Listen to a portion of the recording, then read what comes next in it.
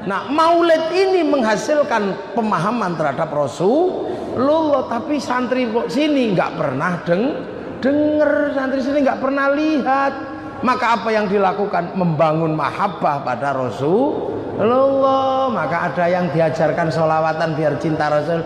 Kanjeng Nabi Muhammad lahir ning Makkah dinane Senin 12 Mulud tahun gajah.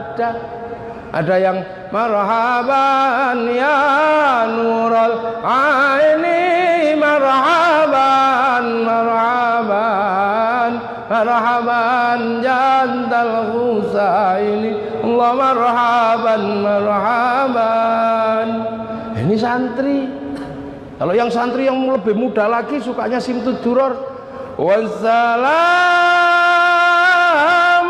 mustamirun kullakini atajandat.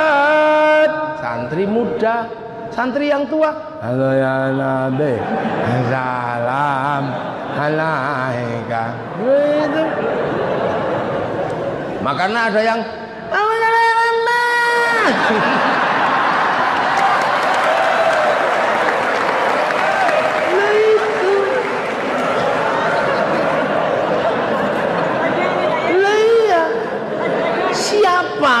Rasulullah yang mengatakan, siapa yang membaca sholawat dengan suara sangat tinggi karena cinta kepada aku, nanti dia akan bersamaku di surga.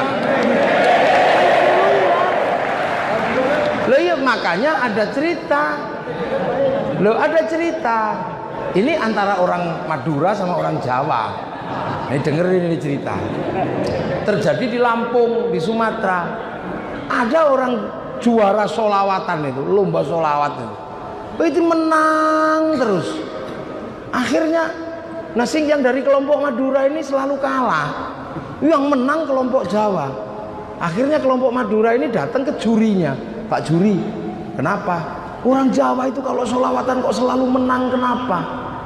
Oh, itu karena suaranya ngelik-ngelik, tahu kan ngelik-ngelik kayak itu ngelik kalau orang Jawa. Makanya langsung orang Madura ini pulang. Kita sudah tahu rahasianya. Pokoknya kalau kita mau menang, ngalahkan orang Jawa, sholawatnya harus ngelik-ngelik. Oh iya ya nanti. Akhirnya begitu pas hari lomba, nanti kita ngelik ya. Wah, akhirnya begitu naik pegang tangtung. Salatullah li, salamullah li, ala qohali. Rasulillah li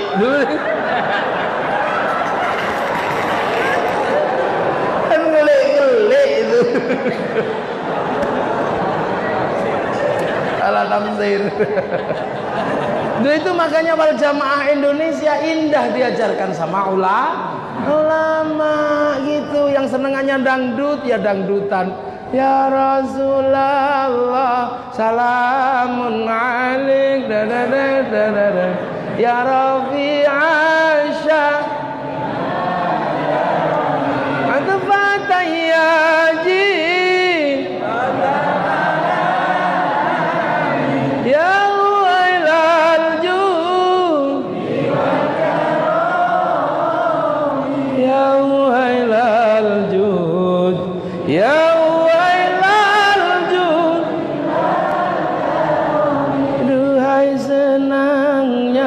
pengantin baru ini ulama di Nusantara, nggak usah ribut. Yang suka India ya Rasulullah salamun alaik ya Rafi Asya, langsung nyantol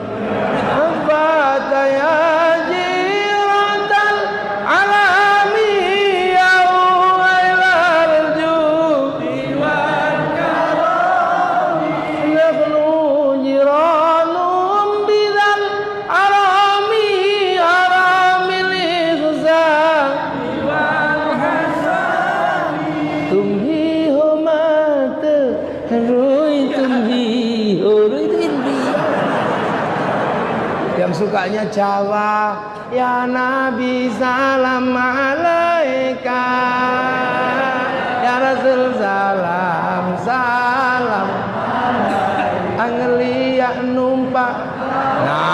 udah. Bahwa kita ini menghantarkan mahabbah dengan sholawatan, makanya sampai ada ya hanana, ya hanana, ya hanana, ya hanana, ya hanana Nabi Muhammad, zalikal fadlu minallah. Ya hanana. Orang Rogo Jampi nggak ngerti artinya, akhirnya gue gendero ya hanana. Islam di Indonesia, nggak usah protes gayamu lo gitu. Makanya orang-orang sini mampu menghantarkan mahabbah kepada Rasulullah. Hasilnya apa? Orang-orang yang penuh cinta pada Rasulullah. Makanya sholawatan ada yang joget-joget, ada yang anta syamsun, anta badrun. Ini tanda cinta. Cinta itu pasti melahirkan gerakan yang indah. Lihat pacar dari jauh, yes. Cinta Rasul ya nana, menghasilkan pujian-pujian. Anta syamsun, anta badrun, dek, wajahmu seperti purnama. Sampean protes dengan kalimat cinta dengan bahasa fikih, sampean yang kunslet. Hulu itu berlebihan. Masa cinta kok anta syamsun, anta badrun? Kamu tidak mengenal cinta. Kalau bahasa cinta dilihat dari fikih, rusak semua. Dek, sehari aku tidak bertemu denganmu, mati aku. Nah itu kalau dilihat dari ilmu fikih, ya musyrik. Makanya hati-hati sembian. Lu itu sekarang orang lihat itu musyrik, itu berlebihan. Anta syamsun, anta badrun, ya Rabbi bil Mustafa. Lu kalau orang cinta itu, dek, aku ingin sehidup semati bersamamu. Matiku karena matimu, hidupku karena hidupmu. Ayo musyrik tok nih kalimat. Nah itu makanya jangankan bahasa mahabbah dengan bahasa fikih, Quran dengan Quran kalau tidak dikasih ilmu orang bisa konslet.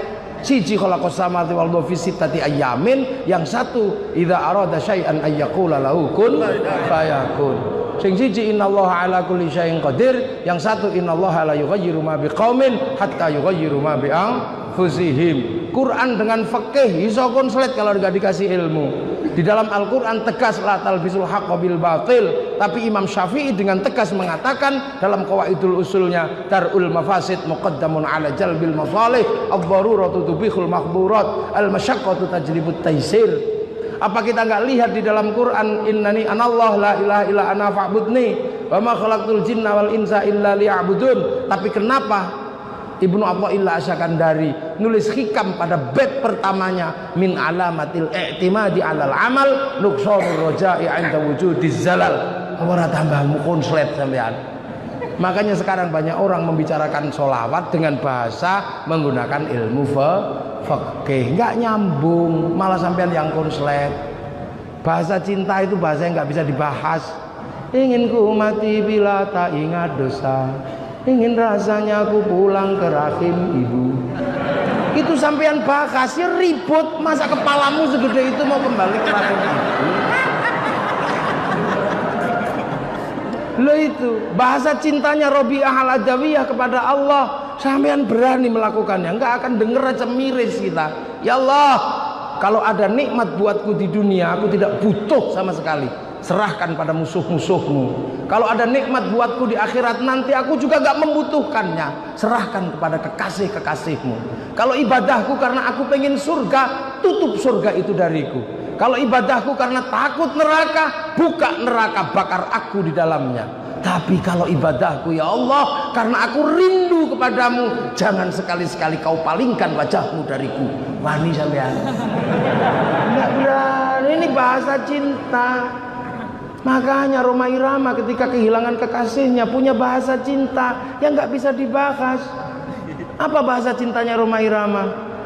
Ku tahu rumus dunia, musyrik itu. Masa kamu tahu rumusnya dunia? Oh ya Allah aja. Seorang perempuan ditinggal kekasihnya karena saking cintanya, tidak tanya yang lain tapi langsung tanya kepada Allah, pacarnya ada di mana? Seandainya aku bertemu Tuhan, akan kutanyakan tentang dirimu. Coba. Makanya kalau sudah berbicara cinta, yang paling mampu menggambarkan adalah Ibnu Katsir dalam kitabnya Qissatul Anbiya, menjelaskan tentang burung pipit atau manuk emprit. Kalau orang Madura bilang manuk kedi. Burung emprit itu jatuh cinta, merayu kekasihnya di samping singgasana Nabi Sulaiman. Dia lupa Nabi Sulaiman ini tahu bahasa burung. Di emprit, apa mas emprit? I love you, pret. Emprit laki-laki langsung naik pitam dan mengatakan, Dek emprit, aku cinta padamu. Jangan kau sepelekan cintaku padamu. Kalau aku harus membuktikan cintaku padamu dengan meruntuhkan kerajaan Sulaiman ini, akan aku runtuhkan. Kan ku porak-porandakan kerajaan Sulaiman ini. Kan ku rebut mahkotanya, ku persembahkan padamu sebagai tanda cintaku padamu. Malu emprit sing segini gitu. Nabi Sulaiman yang mendengar betapa heroiknya kisah cintanya burung emprit cuman mengatakan satu kalimat, wala prit lambemu. Burung emprit itu dengan pedenya mengatakan sambil senyum, ya Sulaiman, jangan begitulah. Mengertilah, inilah kalimat emprit kalau lagi jatuh cinta. Nah ini kita memiliki mahabbah pada Rasulullah seperti ini. Maka Habib Ali Al-Jufri di Makkah sana menyatakan, saya belum pernah ketemu orang-orang yang begitu cintanya pada Rasulullah seperti cintanya orang Indonesia. Artinya apa? Masa depan Islam di dunia nanti akan ada dari Indonesia. Lah itu terjadi karena sholawatan, karena maulid, karena khol. Akhirnya kita ngerti, oh asal usulnya sini. Oh dulu para wali makamnya di sana, khol di sana. Kita ke sana. Akhirnya orang Banyuwangi bisa cinta sama Gresik karena di Gresik ada makamnya Sunan Giri. Bisa mencintai Tuban karena di sana ada sepupunya namanya Sunan Bonang. Bisa mencintai Demak karena di sana ada makamnya Sunan Kalijogo. Akhirnya orang-orang seperti ini akan tumbuh cinta di mana jasad-jasad para gurunya bersemayam. Artinya apa? Secara otomatis dia akan cinta dengan tanah di mana gurunya bersemayam. Inilah landasan dasar cinta tanah air atau hubbul waqan minal iman. Maka gak ada santri kok jadi teroris, gak ada. Suruh ngebom Surabaya, gak enak sama makamnya Sunan Ampel. Terus setiap hari ketemu kayak begini rukun. Ada apa-apa ngumpul, ada apa-apa ngumpul. Yang kurang satu makanannya. Ya, nah itu nanti. Ya ini amma ba'du. Ya ini baru muqaddimah saya. Nanti kapan-kapan tak jelasin lagi lebih panjang tentang maulid dan kelanjutannya, tentang bangsa ini seperti apa. Karena wali datang dulu itu beratnya luar biasa. Karena kita bangsa terkuat di dunia, bangsa terkuat di Asia itu Indonesia. Kerajaannya Majapahit.